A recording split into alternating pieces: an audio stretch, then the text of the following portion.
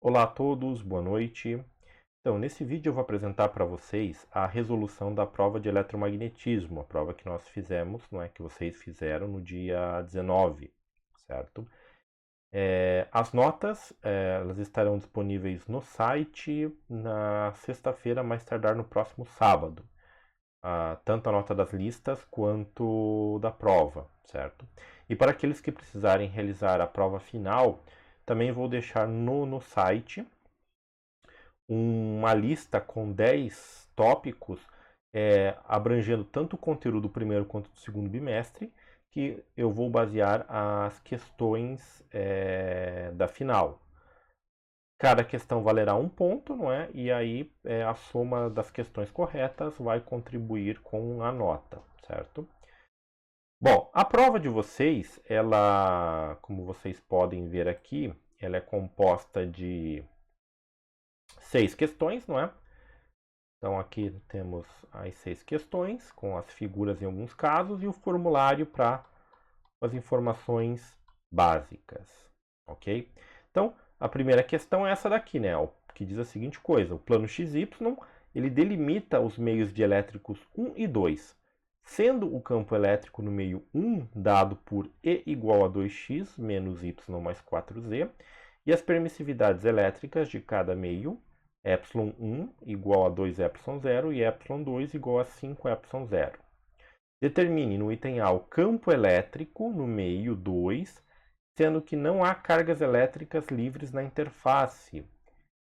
E B, o campo elétrico quando a carga na interface vale ρS igual a 5 vezes 10 na 11 coulomb por metro. Então aqui só uma ressalva que esse valor deveria ter sido negativo, ou seja, o correto aqui deveria ser 5 vezes 10 na menos 11, ok? Porque quando você considera isso daqui, e no caso do cálculo numérico, ele apresenta uma ordem de grandeza muito grande, certo?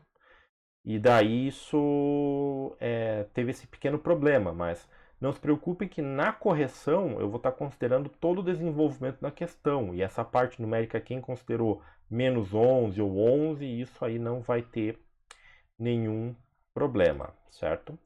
Bom, então, voltando aqui, vamos ver a resolução desta questão. Então, a questão 1 está aqui. Como a gente já fez em exemplos anteriores, a gente parte sempre, não é? Aqui eu escrevi o campo do meio 1, e aqui eu propus um campo genérico, não é? Da mesma forma, do meio 1, só que sem os valores das componentes, x, y e z. E nesse item A, ele está dizendo que a densidade superficial de carga, o ρS, é igual a zero. A gente sabe lá do conteúdo que os campos tangenciais tendem a se igualar. Ou seja, quando um campo elétrico ele passa de um meio dielétrico 1 para um meio dielétrico 2, as suas componentes tangenciais são iguais, mesmo quando você tem carga ou quando você não tem cargas. Então, nesse caso aqui, como as componentes tangenciais são iguais, eu posso ter essa igualdade aqui, que a componente E1x é igual a E2y, e E1x, perdão, igual a E2x e E1y igual a E2y. Por quê? Porque as componentes x e y, elas estão tangenciais ao plano, ou seja, elas estão no plano ali que delimita o meio 1 e 2, certo? Então, por essa igualdade aqui, eu sei que E1x, que é esse valor aqui, o 2x, é igual a E2x. Então, E2x tem que ter este valor aqui. E1y é igual a E2y, então tem que ser igual a menos y, que é o que vem aqui da equação do campo do meio 1, certo? E aqui eu já determinei, então, as componentes tangenciais, 1 e 2. Agora, a componente normal, ela se pauta nesta equação aqui, ε1 E1 normal, menos ε2 E2 normal, igual a densidade superficial de carga. Nesse caso, como essa densidade é zero, isso aqui eu vou igualar a zero e a equação fica desta forma aqui. Como eu quero encontrar este termo aqui, o E2e, eu vou isolar ele, que vai ficar assim. E2e é igual a ε1 sobre ε2, E1z. ε1 e ε2 estão com esses valores aqui, aí eu posso simplificar o ε0 nas duas partes. E1z vale 4z, não é? Que é o que está aqui mostrado. Então vai ficar 2 vezes 4, esse 8 sobre 5. Então 8 sobre 5, z. Pegando as componentes x, y e z, eu posso escrever agora o caso específico do campo elétrico no meio 2. Então, E2 é igual a 2x menos y mais 8 quintos de z, certo? Então, essa é a resolução da questão 1, item A. Agora, vamos para a questão B do item vamos para o item B da questão número 1.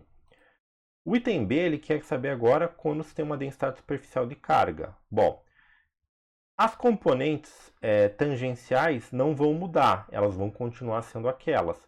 O que vai mudar agora é esta relação aqui, onde o meu ρS não vai ser mais zero. Então, o que eu vou fazer? Eu vou isolar o ε2 e o E2z, não é? Aqui. E vou reescrever eles como está apresentando aqui. Então, esse ε2 aqui, eu vou querer isolar esse cara, esse aqui eu passo dividindo, então vai ficar E2z é igual a ε1 sobre ε2, E1z menos ρS sobre ε2, ok? Aqui eu já coloquei a parte numérica, não é? Se vocês fizerem essa conta aqui, os 5 vezes 10 na 11 divididos por 5 vezes 8,85 vezes 10 na menos 12, isso aqui vai dar um número muito grande, porque esses dois caras aqui vão acabar somando, certo? Então, eu tentei deixar aqui o mais genérico possível, não é? O campo elétrico, nesse caso aqui, vai ter que levar em consideração essa densidade superficial de carga. Quem fez isso aqui numericamente, eu estou considerando, desde, é claro, que tenha passado por essas etapas aqui, não é? Do desenvolvimento, mas está aqui o campo elétrico do meio 2 nesse caso, que leva em consideração, além daquele termo de 8 quintos Z que eu tinha lá no primeiro item, mais este termo aqui, certo? Então, o procedimento é igual, e aí o que encontramos é um campo elétrico com essa diferenciação aqui para essa componente normal, certo? Então, muito similar com o que a gente já fez, não é? Lá nos outros exemplos, certo? Então, lembrando, qualquer dúvida, entre em contato. Professor, eu não entendi tal passagem, como é que faz isso? Que eu vou auxiliar vocês. Bom, então, dando continuidade, vamos agora para a questão número 2. A questão número 2 é essa daqui. É o do capacitor. Então, você tem lá, considere um capacitor formado por duas placas planas e paralelas, separadas por uma distância d de 2 milímetros, e as placas condutoras são quadradas de lado de 12,5 centímetros de lado. Inicialmente não há nenhum meio material entre elas. Calcule a capacitância neste caso. Posteriormente, um material dielétrico com constante ε igual a 12 vezes o ε0 é inserido entre as placas. Determine a nova capacitância. Então, neste caso aí, como é que nós resolvemos esta questão? Pois muito bem.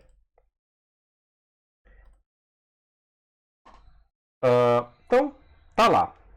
Como é um capacitor de placas planas e paralelas, a gente vai trabalhar com essa equação aqui, que é a equação do capacitor, né, nessa geometria, que diz que C é igual a ε0, não é? Que está associado ao meio entre as placas, A, que é a área das placas, pela distância de separação entre elas. Ok? Então, nesse caso aqui, é apenas calcular o valor da capacitância, neste caso ali. Então, o ε0 vale 8,85 vezes 10 na menos 12, não é? Vezes, qual que é a área? A área, por ser uma área quadrada, é lado vezes lado. Então, é 12,5 ao quadrado. Aqui eu já fiz a conversão dele para metro, então fica 12,5 vezes 10 na menos 2 ao quadrado. E aqui embaixo vai ficar d sobre... o d é 2 milímetros, então é 2 vezes 10 a menos 3. Então, aqui está a conversão em metros, ok? Sempre lembrando que a gente sempre trabalha no sistema internacional. Então, C, capacitância, nesse caso vai ser de 6,91 vezes 10 na menos 11 farads, ou 69,1 picofarads, se você quiser usar aquelas simplificações, não é? Dos sistemas lá do sistema internacional, certo? Bom, e no outro caso, a gente tem que considerar o que? A mudança no epsilon. Então, o que acontece? Para o segundo caso, quando eu tenho o meio material, a equação sofre essa alteração aqui. Observem que não é mais o epsilon zero, é o epsilon, que está associado à permissividade do meio. Então, nesse caso, C, a capacitância, é igual a epsilon vezes A sobre D. Mais uma passagem, que é 12 vezes epsilon zero A sobre D. Então, a única diferença daquela para essa é que aqui você vai multiplicar por um fator 12, certo? E aí você vai ter que a capacitância ela vai subir de 6,91 para 8,29 vezes 10 a menos 10, não é? Ou, se você quiser considerar em termos de picofaraday, ela vai pular lá de 69,1 picofarads para 829 picofarads, né? Lembrando que o pico lá é 10 na menos 12, certo? Então, questão número 2 era essa, não é? Uma questão bem mais simples e direta, não é? Onde você só aplica os valores, não é? Na equação e verifica esse aumento aqui da capacitância quando você tem um meio material entre um meio material dielétrico, não é? Entre as placas condutoras do capacitor, certo? Então é assim para justamente você poder produzir um capacitor que tenha uma capacitância elétrica bem maior, sem necessariamente ter que trabalhar nas suas dimensões. A questão de número 3 é esta daqui. Então, dadas lá as cargas elétricas Q1 e Q2 com velocidades U1 igual a esse vetor aqui e U2 a esse outro vetor aqui, e aí essas duas cargas são projetadas em uma região que contém um campo magnético constante, dado por esta equação aqui. Sabendo que as cargas valem Q1 e Q2 menos 2ε menos 2e, determine as forças magnéticas que atuam sobre elas. Então, no caso aqui, é calcular o vetor força magnética com base nessa equação aqui. Então, olhando rapidamente no formulário, a gente percebe que o cálculo vai ser com base nesta equação aqui. F igual a QV vetor B. Lembrando que o V você substitui por U e o Q pelo valor da carga e o B pela equação que você tem da descrição do campo magnético, certo? Pois muito bem. Então, voltando aqui, vamos ver a resolução da questão número 3. Então tá lá, eu já equacionei aqui, não é? Então aqui eu tenho F igual a Q1, U1, que é a velocidade, né, da carga 1, vetor B. Então aqui eu só substituir, eu tenho essa operação vetorial aqui para realizar, que vai ser 2 vezes Z, que eu deixei aqui fora, que multiplica menos 2x mais y, que é a velocidade da carga 1, vetor x mais 2y mais 4z, ok? Então, para realizar essas operações vetoriais que você tem ali, você tem aqui na prova, se você ir lá no final, né, só para não ter que ficar procurando tabela lá nas primeiras aulas, tá aqui. Então tem as relações dos produtos vetoriais, não é? Lembrando que quando eles são iguais, x com x, y com y, z com z é zero, e essas outras relações aqui, certo? Pois muito bem. Então, aplicando isso na resolução da questão, nós conseguimos encontrar as forças. Então, olha só, aqui eu vou ter que fazer a distributiva desse menos 2x chapéu com x, y e z. Então, no primeiro produto aqui, x com x é zero. Então, isso aqui não vai ter nada. Daí depois, x com y. X com y é z, como está lá no formulário. Só que tem esse sinal negativo aqui, tem um produto 2 com 2, vai ficar menos 4z. Depois, x com z. X com z é y, na verdade é menos y. Menos y, com esse menos fica mais, e 2 com 4 vira 8, beleza? Aí nós já acabamos esse 2 aqui com todo mundo lá. agora vai o y. Então, y com x é o quê? É menos z, que é o que aparece aqui. E aí, y com y é 0 e y com z é x.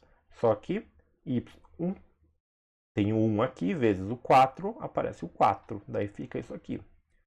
Aqui a gente tem dois termos comuns com z. Menos 4z e menos z. Isso dá menos 5z. Só reordenando todo mundo aqui, nós temos 2 vezes z, que é o valor da carga do elétron, 4x mais 8y menos 5z. Então esse é o vetor força magnética que o campo vai exercer nessa partícula Q1. Para a partícula Q2 acontece a mesma coisa. Parto da mesma equação, faço aqui a reordenação e aí vou fazer a distribuição. Então agora eu vou ter y e z com esse cara aqui. Então novamente, y com x dá menos z, certo? Lá da relaçãozinha dos produtos vetoriais dos versores. Y com y dá 0 e y com z dá x, certo? Nesse caso, 4x. Depois, z com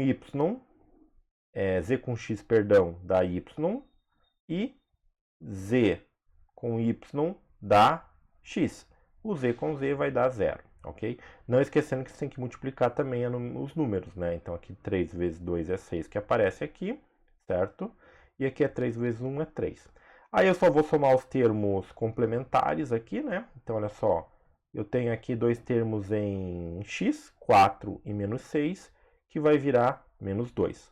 Aqui eu já peguei esse sinal negativo que aparecia aqui na frente e joguei aqui dentro. Então, se você escrever com negativo aqui, fica menos 2 mais 3y mais z, certo? Então, aqui está a força magnética, não é, que aquele campo exerce sobre a segunda carga, ok? Então essa aí era a questão 3, também uma aplicação do conceito ali da força magnética, que ocorre quando uma partícula carregada em movimento entra numa região que apresente um campo magnético, certo? Pois muito bem, então essa era a número 3, agora a número 4. A número 4 está aqui. É uma questão que envolve o torque, não é? Então olha só, você tem lá aqui uma bobina retangular de 20 espiras, com lados de 15 centímetros, não é? Esse L, que é essa dimensão aqui, vale 15 centímetros. O W aqui em cima vale 5 centímetros. Ela é colocada no plano XY conforme essa figura aqui. Então, olha só, o plano XY está aqui. Então, ela é colocada em pé em relação ao plano, certo? Sendo que o lado L dela está paralelo ao eixo Z, perpendicular ao plano. E aí você tem uma corrente de 10 amperes que está circulando aqui dentro, nesse sentido como indicam as setinhas. E aí se você estiver na presença de um campo magnético, que é dado por isso daqui, ou seja, 2 vezes 10 na menos 2, x chapéu, mais 2y chapéu, Tesla. Qual deve ser o ângulo φ, esse ângulo aqui, não é? Entre a normal, esse versorzinho normal que é perpendicular a esse plano aqui da espira, para que o torque seja 0, nesse item aqui, né, nesse item A, e nesse item B, para qual ângulo φ o torque é máximo, ou seja, quais são os valores que eu tenho que ter desse φ para ter essas duas situações, torque nulo e torque máximo. Bom, a equação que trabalha com o torque também está aqui no formulário, essa daqui. O torque, tal, é igual a I A vetor B ou μ vetor B. Lembrando que esse aqui é o momento de dipolo, ou o momento magnético, não é? Da espira. Não é? É o produto da corrente vezes a área que você tem relacionado a essa espira. Então, para calcular esse cara aqui, a gente tem que pensar da seguinte forma. Então, vamos lá. Equacionar o problema. Então, o que acontece? Eu vou partir dessa equação aqui, né? Tal é igual a μ vetor B, certo? Então, o que, que acontece? Como é que eu calculo isso daqui? Quando a gente está falando de torque máximo, eu estou pensando no maior valor numérico, não é que isso aqui pode ter. Ou, perdão, nesse caso, qual que tem que ser o valor para que ele seja nulo nesse primeiro item, certo? Então, a parte numérica vem desta equação aqui, que vai relacionar a corrente, a área, o campo B e o seno do ângulo, certo? Então, a corrente eu sei que não é zero, é 10 amperes. A área é um produto dessa dimensão por essa dimensão, então também não é nula. O campo B, ele é dado por isso daqui, certo? E o seno do ângulo vai definir, nesse caso, qual vai ser o valor para que o torque seja nulo. Então, eu estou querendo saber um φ, qual vai ser o φ, basicamente, que se pergunta aqui, qual vai ser esse valor de φ para que tudo isso aqui seja igual a zero. Então, se eu pensar em termos de seno, que é o que aparece aqui, a resposta vai ser que o φ tem que ser igual a zero. Por quê? O seno de zero é quanto? É zero. Agora, se fosse 90 graus, ou melhor, 45, por exemplo, eu teria um valor numérico para o seno de 45 e aí eu teria um valor para o torque, certo? Então, a orientação do campo magnético em relação a essa área é o que vai determinar a força do torque magnético que vai fazer com que esse cara gire, certo? Então, nesse primeiro caso aqui, para que o torque seja nulo, o ângulo tem que ser zero. O ângulo entre quem? Entre esse versor N e o campo magnético B, que não está representado aqui, certo? Mas como ele é um ângulo que depende aqui do plano XY, ele estaria num plano, estaria numa orientação neste plano aqui, certo? E o ângulo entre eles, sendo zero, implica num torque nulo para essa espira aqui. Diferente do item B. Do item B ele quer saber qual é o torque máximo. Bom, o torque máximo, partindo dessa equação, vai ter que ser o máximo valor que eu consigo para tirar para o seno. Como eu sei que o seno o máximo valor desse ângulo, desse cara é 1, isso corresponde a um ângulo de 90 graus. Então, se a orientação entre esse vetor B e esse nzinho aqui for de 90 graus, o que vai acontecer? O seno vai ser igual a 1. E aí, substituindo os valores numéricos aqui, a corrente vezes a área, que é o produto do 0,15 por 0,05, vezes o valor de B, não é quem que é B, ó, é 10 na menos 2, vezes esse cara aqui. Lembrando que isso aqui também é uma grandeza vetorial, então tá aqui os versores, seno de 90. Então, fazendo essa relação aqui, você encontra que o torque máximo vale 0,75 vezes x mais 2y Nm. Então, essa era a resolução desse item 4, não é? Descobrir ou fazer essa relação e informar aqui, no caso, né, quais seriam os valores dos ângulos, não é? Para determinar torque nulo e torque máximo. Beleza?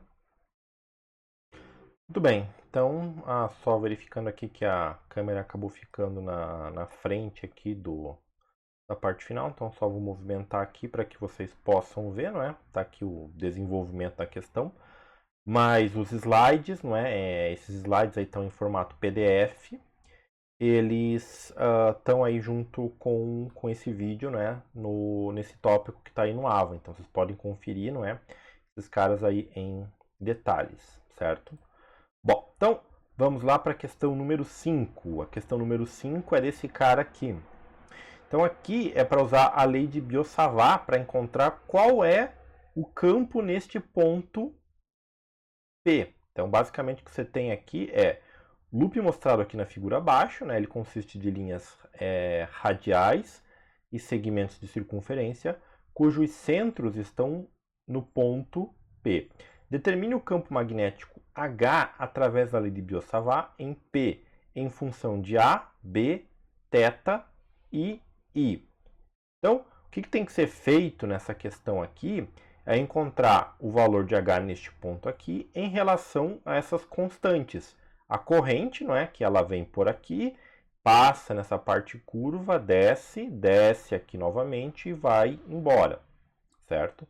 Em funções dos raios dessa parte, desse segmento de circunferência que é B, em relação a esse raio aqui A, desse segmento menor, não é? E do ângulo θ, não é?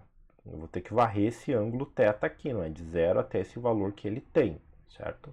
Então, antes de mais nada, esse problema é um problema, não é um problema numérico, não é apenas um problema para aplicar a lei de Biot-Savart e obter uma equação que serviria de resposta, certo? Então, a solução dele se dá através da seguinte... deixa eu colocar essa câmera aqui em cima para ficar mais fácil para não esconder nada ali de baixo, certo? Bom, então, avançando aqui. Então, olha só. Aqui a gente tem novamente a figura, certo? E aí temos que aplicar a lei de Biot-Savart. A equação é essa daqui, também tem no formulário. Ela é B igual a μ0 sobre 4π, que multiplica a integral de IDL vetor R, chapéu, sobre R quadrado, certo? Então, lembrando que esse R quadrado é a distância em relação ao ponto que eu quero calcular, ou seja, da onde está passando a corrente, até o ponto que eu quero calcular a presença do campo magnético, certo? DL é o elemento do fio do condutor que a corrente vai percorrer, não é? E o ângulo formado entre esse elemento e esse vetor orientação para o ponto P é o que me dá esse produto vetorial aqui, certo? Como eu quero encontrar o valor de H, eu uso aquela relação que B é entre B e H com o μ0, né? Então, no caso aqui, o μ0 ele está multiplicando aqui, né? Ele passa dividindo, então B sobre μ0 é H, que é o que aparece aqui. B sobre μ0 H igual.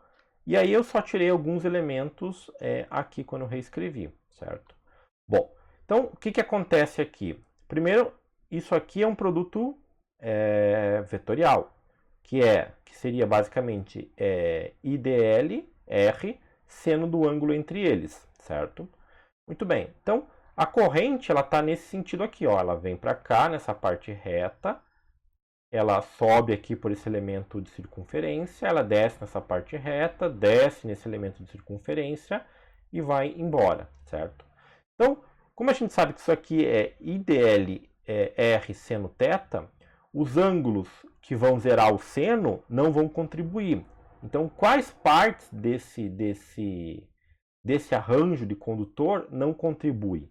Bom, então se eu dividir esse condutor todo em pequenos pedacinhos dl, eu vou ter dLs que vão estar horas na mesma orientação que o R, horas em orientações diferentes. Então, se eu pegar esse segmento aqui, todos os dLs estão apontando para cá, certo? Para essa direção aqui, da esquerda para a direita. E os R's também vão estar apontando para cá, não é?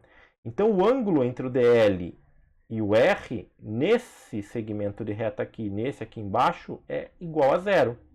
Então, nesses dois casos, esse segmento aqui e esse segmento radial não vão contribuir. Então, esses dois caras aqui eu vou desconsiderar. Esse segmento aqui também. Por quê? Porque o DL aponta para cá, né, nessa diagonal para baixo, e o R também, certo?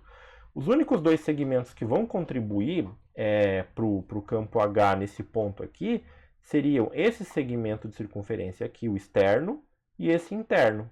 Por quê? Porque os DLs estão acompanhando aqui a curvatura. Mas o R chapéu ele sempre aponta aqui, perpendicular. Então, o ângulo aqui entre os DLs, né, desse arco aqui em cima e esse arco embaixo, e o R é de 90 graus, certo? Então, o que acontece? Eu só vou considerar essa integral com duas componentes. A componente exterior, que é essa componente aqui, não é? De circunferência, a parte de circunferência exterior, e a parte de circunferência interior. Esse sinal menos aqui está associado à orientação da corrente. Então, aqui, se você usar a regra da mão direita, a corrente vem para cá, você tem um movimento de campo circular aqui, que ele sai do plano, não é? E entra nesse ponto P aqui. E aqui embaixo, a mesma coisa. o movimento circular é o contrário, então a orientação do campo H proveniente desse segmento aqui, ela sai desse ponto e entra num outro ponto aqui, por exemplo, certo? Então, desta forma, eu vou ter que considerar essas componentes dos segmentos de circunferência externo e interno, certo? Como eu vou ter que integrar isso aqui em relação ao ângulo que eu estou varrendo, o que não tiver em relação ao ângulo eu posso remover na integração. Então, o I sobre o 4π eu já coloquei aqui para fora, não é? E aí eu só vou ter que resolver esses, não é? dl vetor r e o dl vetor r para as duas situações, que é o que eu tenho aqui no próximo slide. Então, olha só, substituir o dl vetor r nos dois casos por r seno e r seno, ok? Lembrando que os raios associados aqui são diferentes. O raio externo para essa primeira parte aqui é esse B. E o raio interno para essa segunda parte aqui é o A. Então, o seno do ângulo entre eles é 1, não é? Porque o ângulo é 90 graus. E aí eu vou ter R sobre R quadrado, R sobre R quadrado. Que eu posso simplificar, fica 1 sobre R para fora aqui das integrais. E aí eu tenho que somar o comprimento, só que é o comprimento de arco disso daqui, certo? Então o comprimento de arco vai estar associado aos pequenos elementos de ângulo, os detetas, digamos assim. E aí utilizando isso, aparece esse θ aqui, não é? Na resolução dessa integral aqui. Então, somando em todos os pequenos elementos de comprimento de arco, eu troco daí esse dl por dθ, e isso aqui vira um θ que corresponde a esse ângulo aqui, certo? Então, muito cuidado para não confundir esse ângulo θ com esse ângulo θ que apareceu aqui. Esse ângulo θ aqui nada mais é do que o ângulo formado entre quem? Entre o dl, não é? Que seria os infinitésimos que formam este comprimento aqui, e esse rzinho chapéu aqui. Esse é o ângulo θ que aparece aqui, certo? E aí o que acontece? A integral desse cara aqui vai ser θ, a integral desse cara aqui também vai ser θ, como é o termo comum, ele pula aqui para fora. E aí você vai ficar com 1 sobre r menos 1 sobre r. Mas quem que é esse r aqui? Esse r externo? Esse r externo é b, então fica 1 sobre b menos 1 sobre a na direção z, no versor z, porque isso aqui está no plano xy e aí está apontando para fora, certo? Então, dependendo dos valores que você tem aqui, esse cara pode ser positivo ou negativo. Ele vai depender desse ângulo, vai depender da corrente e vai depender dos raios, como era pedido lá no início. Então, está aqui a resolução, não é, desse exercício número 5, considerando aí os loops que você tem, beleza? Então, agora vamos lá para o exercício de número 6. O exercício de número 6 diz a seguinte coisa. O loop da figura abaixo está no plano XY, sendo que tem um campo B, que é dado por essa equação aqui, sendo que B0 é positivo. Qual será o valor da corrente quando A for igual a T igual a 0 e B quando T igual a π sobre 4, certo? Considere R igual a 1 kΩ e o raio da espiral igual a 2 centímetros. Pois bem, então você tem a figura aqui, não é, que relaciona esse loop, os terminais dela estão ligados a essa resistência, e aí você tem um campo B, que é a variante no tempo. Por quê? Porque você tem esse seno de ômega-t, sendo que o ômega é a frequência angular e t vai ser o instante de tempo que você considera. Aí você precisa encontrar, no caso aí, para esses dois instantes, t igual a 0 e t igual a π sobre 4, o valor da corrente. Tá, então, como é que nós calculamos essa corrente? Bom, nós calculamos da seguinte forma. A gente sabe que a corrente elétrica ela pode ser dada aqui pela lei de Ohm, que nos diz que é o potencial, não é, entre os terminais, pelo valor da corrente, por R, certo? Nesse caso, o potencial que aparece aqui nos terminais é o potencial da força eletromotriz, o potencial Fenn. Esse potencial Fem está associado lá pela lei de Faraday à seguinte situação: ao número de voltas que você tem aqui na espira, certo? Vezes a variação do fluxo magnético que está encerrado, né, por essa espira no tempo, certo? Então, essa é uma equação que a gente viu lá nas nossas aulas. E eu sei ainda que o fluxo magnético é dado por essa outra equação aqui, B escalar dA, certo? A integral de B escalar dA. Então, aqui eu tenho que fazer uma combinação de duas equações para determinar a corrente. Então, primeiro eu tenho que resolver essa integral aqui, certo? Então, essa integral aqui é B escalar dA. Quem que é B? B é esse campo, esse vetor que está explícito aqui. Z chapéu, B0, seno de ômega t. dA. Quem que é o versor dA? O versor dA está associado ao versorzinho que sempre aponta perpendicularmente para cima do plano da espira. No caso, a espira está no plano XY, então o versorzinho vai ter que estar apontando para onde? Para Z. Então, o dA fica ZdA, e aqui eu tenho esse Z. Então, Z com Z, na parte escalar, é igual a 1. Como B0 seno de ômega t não está sendo integrado, porque a integração está pegando todos os pedacinhos de área desse loop, tudo isso pula para fora da integração, e aí vai aparecer a área na equação, que aqui é representado por πr², que é a área do círculo, certo? Então, o resultado dessa integral é esse πr² que aparece aqui, ok? Então, sabendo o resultado desta integral, a gente pega isso daqui e coloca lá na equação. Então, vai ficar o quê? Que o potencial de Fem é igual a N, taxa de variação no tempo, não é? Desse cara aqui. Bom, como eu vou ter que calcular uma derivada, vai ser derivada em relação a esse tempo aqui.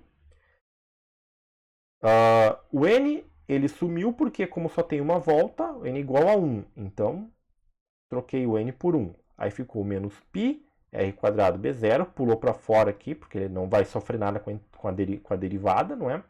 E então eu vou ter d dt, seno de ômega t. A derivada do seno é cosseno, certo? E aí eu tenho este cara aqui, certo? Só um momentinho que eu vou ter que fazer uma pequena pausa aqui no vídeo para uma pequena correção. Só um instante, pessoal.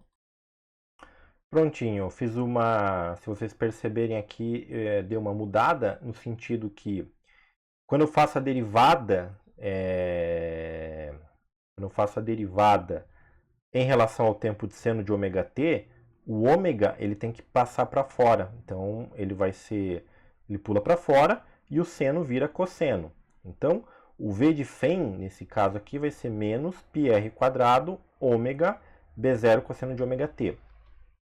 Aqui numericamente, se eu quisesse calcular o valor do Fem em volts, eu precisaria saber. O raio eu tenho, vale 2 centímetros. Só que eu não sei qual é a frequência de oscilação, né? O ômega. Não é? Eu não sei qual é o valor desse ômega.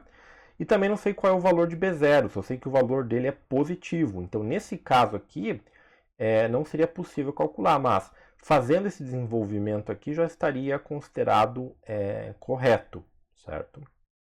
Então, nesse caso aqui, o V do potencial da força eletromotriz é igual a menos πr² ômega B0 cosseno de ômega t, certo? Então, esse é o valor de Fem. Agora, eu posso usar esse valor aqui para calcular, através dessa equação aqui de cima, da lei de Ohm, qual é a corrente, não é? Usando os tempos. Então, olha só, o V de Fem aparece aqui, né, novamente. E aí, eu substituo aqui, V de Fem sobre R é igual a corrente. Se eu considerar T igual a zero, qual que vai ser o valor da corrente? Esse cara aqui. Por quê? T igual a zero, vai multiplicar o ômega, vai ficar cosseno de zero. Cosseno de zero é 1. Então, a corrente vai ser menos πr² ômega B0 sobre R. Então, essa aqui é a corrente, neste caso aqui. Agora, para T igual a π sobre 4, qual deve ser o valor da corrente? Novamente, como eu não sei o valor do ômega, não posso calcular esse cosseno. Então, substituindo ele ali, ficaria com essa cara aqui, menos πr² ômega b0 sobre R, que multiplica cosseno de ômega π sobre 4 amperes. Então, essa é a resolução aqui desse exercício número 6, que acaba utilizando a equação lá de Faraday, né?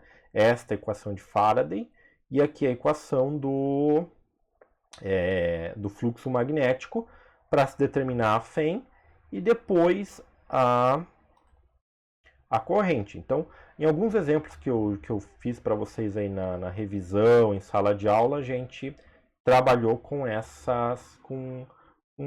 digamos, com uma situação muito parecida. A diferença é que lá a gente teve a resolução numérica, que aqui não foi possível, mas escrevendo desta forma que já é considerado correto, certo? Bom, então essa aí foi a resolução da prova, né, das 6 questões. Só reforçando, até sábado provavelmente eu tenho as notas dela.